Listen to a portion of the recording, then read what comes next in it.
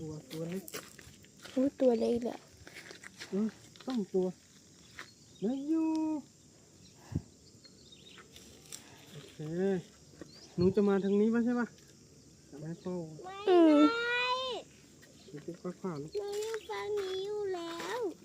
พี่กว่าขวะนะเพชร พี่จะเอาไปอยู่ฝั่งนั้นมันอยู่ตรงไหน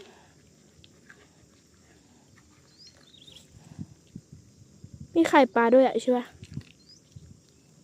ตรงนี้เอาไหม เอาทุกอัน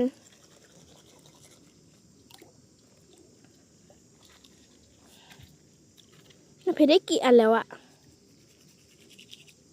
เพชรได้เมื่อกี้3 ตัว 7แล้วอ่ะได้7แล้วพี่ได้เท่าไหร่อ่ะ4 5 6ได้6เลยตั้ง1 อันจะได้เท่านั้นไปหรอ